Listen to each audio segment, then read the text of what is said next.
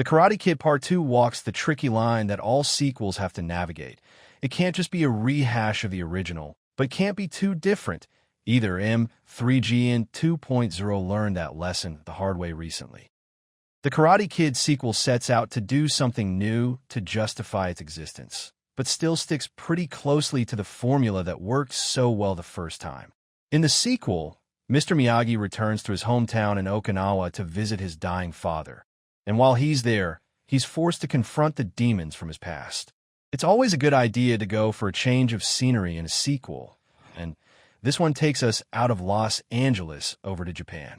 As Ralph Macchio famously told a disappointed Jordan Schlansky, The Karate Kid Part 2 wasn't actually filmed in Japan, it was filmed in Hawaii.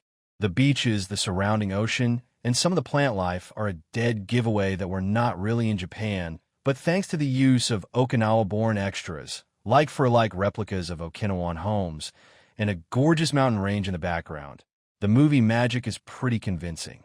Mr. Miyagi takes the spotlight in the Karate Kid sequel. We learn a lot more about Daniel's mysterious mentor. It was a smart move to switch the focus from Daniel to Mr. Miyagi.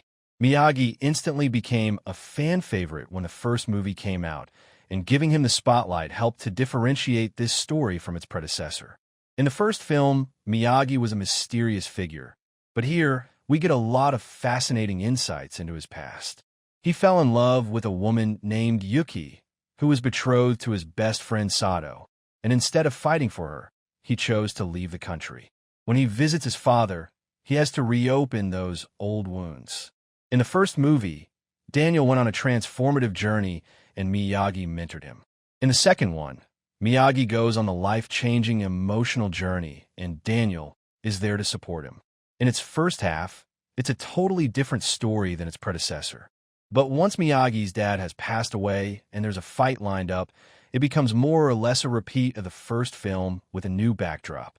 Miyagi goes back to training Daniel using unconventional methods. Daniel gets picked on by a bully, and he develops a budding romance with a new love interest. The sequel maintains the endearing cheesiness of the first movie, encapsulated by Peter Cetera's romantic ballad, Glory of Love, and Pat Morita continues to elevate that cheesy material with a really nuanced, heartfelt performance as Miyagi. The sequel maintains the endearing cheesiness of the first movie, encapsulated by Peter Cetera's romantic ballad, Glory of Love, and Pat Morita continues to elevate that cheesy material with a really nuanced, heartfelt performance as Miyagi. The smarmy and scrupulous villains are just as unlikable as they need to be to get you excited to see them defeated, and the threat to Miyagi's village adds more stakes to the conflict than the mere risk of dishonor. The final fight comes out of nowhere after the plot has already been resolved, but the callback to the opening fight is a nice touch. The Karate Kid Part 2 is a decent, if unnecessary follow-up. It's not a total disaster, but it doesn't hold a candle to the original.